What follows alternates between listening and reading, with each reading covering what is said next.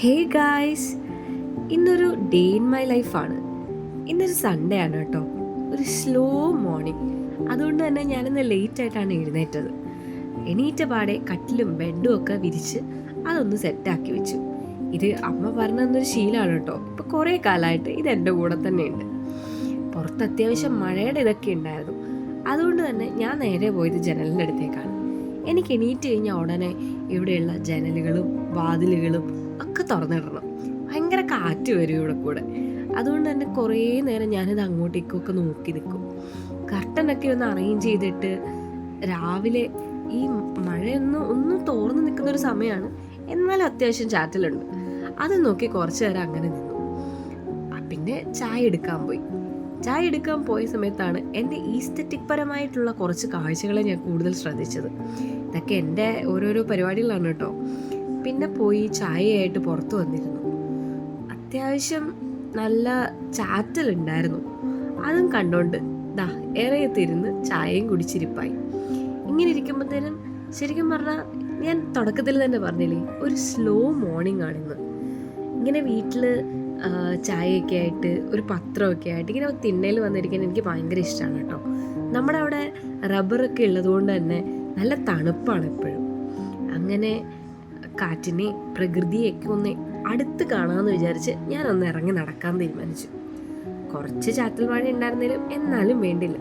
ഇതൊക്കെ വല്ലപ്പോഴും അല്ലേ ഉള്ളൂ ഇങ്ങനെ നടന്ന് കാണലും ഒക്കെ.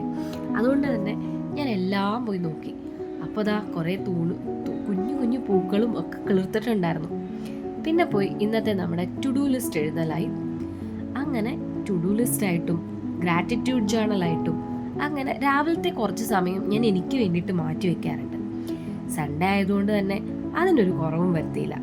പതിവ് പോലെ തന്നെ പല കാര്യങ്ങളും ആലോചിച്ച് ഇന്ന് എന്തൊക്കെ ചെയ്യണം, എന്തൊക്കെയാണ് പ്രയോറിറ്റി ഉള്ളത്, അങ്ങനെയുള്ള കാര്യങ്ങളൊക്കെ നോക്കി അതിലേക്കായി കൂടുതൽ ശ്രദ്ധ. അതിനുശേഷം ഇന്നത്തെ ബ്രേക്ക്ഫാസ്റ്റിലേക്കായി. ഇന്ന് ഇടിയപ്പം കടലയാണ് കേട്ടോ.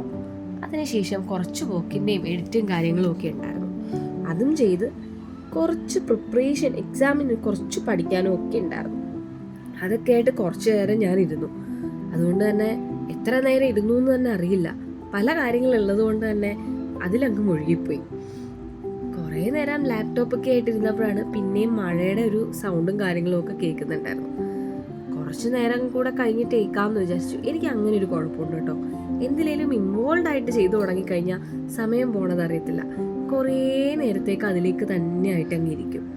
അപ്പോൾ ഇന്നിപ്പം ഞാൻ പറഞ്ഞ പോലെ എഡിറ്റിങ്ങിൻ്റെ കുറച്ച് തീർക്കാനുണ്ടായിരുന്നു. അതേപോലെ എൻ്റെ എക്സാമൊക്കെ വരികയാണ്. അപ്പം അതിന് വേണ്ടിയിട്ടുള്ള കുറച്ച് പഠിത്തവും കാര്യങ്ങളും ഒക്കെ ഉണ്ടായിരുന്നു. എക്സാമിൻ്റെ ചെറിയ എന്താ പറയുക, PYQ ക്വസ്റ്റ്യൻസ് അങ്ങനെയുള്ള കാര്യങ്ങളൊക്കെ ആയി. അതിന് വേണ്ടിയിട്ട് കുറേ നേരം ഇരുന്നു. അങ്ങനെ ഒരു ഉച്ച സമയമൊക്കെ ആയിട്ടുണ്ടായിരുന്നു ഞാനത് തീർത്തിറങ്ങിയപ്പോഴത്തേനും. അങ്ങനെ ഇരുന്നപ്പോഴാണ് അടുക്കളയിൽ നിന്ന് ഭയങ്കര ചിരിയും കളിയും കേൾക്കുന്നത്. നോക്കിയപ്പോൾ അമ്മ നമ്മളൊരു കസിനെ വീഡിയോ കോൾ വിളിക്കുന്നതാണ് കാണുന്നത്.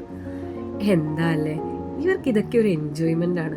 ആളെന്തൊക്കെയോ സംസാരിച്ച് ചിരിയും കളിയായിട്ടിരിപ്പുണ്ട്.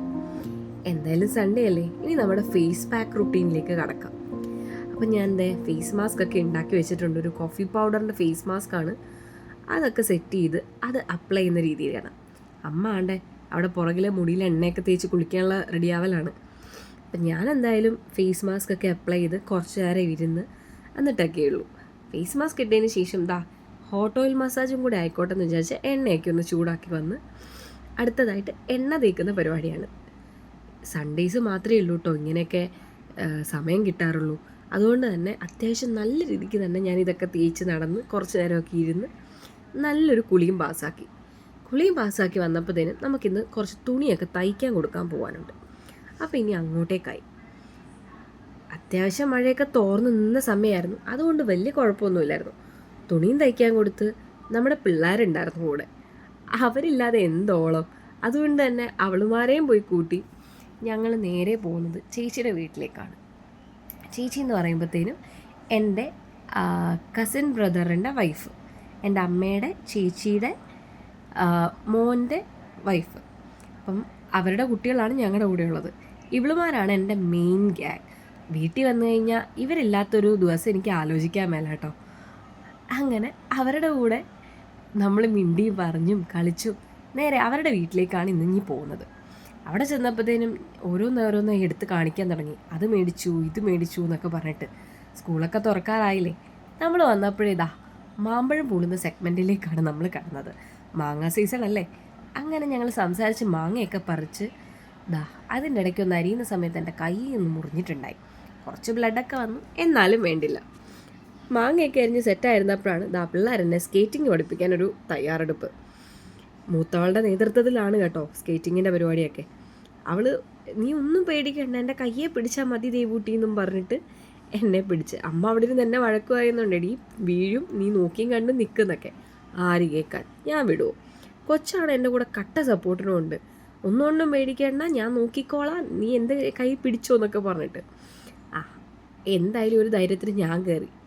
കുറച്ച് നേരം അതിൽ കിടന്ന് മല്ല് പിടിച്ചെങ്കിലും അത്യാവശ്യം ഒന്ന് സ്റ്റേബിളായിട്ട് നിൽക്കാൻ പറ്റുന്നതല്ലാതെ എനിക്ക് അങ്ങോട്ടും ഇങ്ങോട്ടും മൂവ് ചെയ്യാൻ പോലും പറ്റുന്നില്ല. പിള്ളേരിതൊക്കെ എത്ര വേഗമാണ് പഠിക്കുന്നത്. പിന്നെ നമ്മൾ ഇരുന്നും കിടന്നും ഒക്കെയായി അതിൽ പരിപാടി. ഇതൊക്കെ നമ്മളെ കൊണ്ട് നടക്കുള്ളൂ. പിന്നെ നമ്മൾ നേരെ ഷട്ടിലുകളിലേക്ക് ഇറങ്ങി. മഴ തോർന്ന് നിൽക്കുന്നതുകൊണ്ടും ഇപ്പോഴൊക്കെ ഇറങ്ങാൻ പറ്റത്തുള്ളൂ. അതുകൊണ്ട് തന്നെ നമ്മൾ തകൃതിയായിട്ട് ഷട്ടിൽ കളിക്കുകയാണ്. പിള്ളേരും അമ്മയും കൂടെയാണ് കേട്ടോ. ഇവളുമാർ ഒരു കളിക്കും തോൽവി സമ്മതിക്കുന്നില്ലെന്നേ. അതൊക്കെ ഒരു രസമാണ്. പിന്നെ നമ്മൾ ഉച്ചക്കത്തെ ഫുഡ് കഴിച്ചു. അവിടെ നിന്ന് യാത്ര പറഞ്ഞ് നമ്മുടെ പേരമ്മയുടെ വീട്ടിലേക്ക് പോയി. ഇവിടെ എത്തിയപ്പോഴത്തേനും പിന്നെയും മഴ തുടർന്നിരുന്നു കേട്ടോ. മഴയായപ്പോഴത്തേനും നമുക്ക് ഇവിടെ അത്യാവശ്യം ആളുകളൊക്കെ വന്നു. ഇതെന്തിനാന്ന് വെച്ചാൽ നമുക്കിന്ന് തിരുവാതിരയുടെ പ്രാക്ടീസ് ഉണ്ട്. അതാണ്, നമുക്കൊരു പ്രോഗ്രാം ഉണ്ട് ഗുരുവായൂർ ജൂൺ 9 അപ്പം അതിന് വേണ്ടിയിട്ടുള്ള പ്രാക്ടീസാണ് ഈ കാണുന്നത്. എല്ലാവരും എത്തിയിട്ടുണ്ടായിരുന്നില്ല. കുറച്ച് പേർക്ക് അസൗകര്യമുള്ളതിനാൽ വരാൻ പറ്റിയിട്ടുണ്ടായിരുന്നില്ല. പക്ഷെ എന്നാലും വേണ്ടില്ല, നമ്മളെല്ലാവരോടും പ്രാക്ടീസ് ചെയ്യാൻ തുടങ്ങി. പ്രാക്ടീസ് ചെയ്ത് ഒരു 4:30-5 മണിയൊക്കെ ആയപ്പോഴത്തേനും ദാഹിച്ചു. പിന്നെ ഒരു ചായയോടിയായി.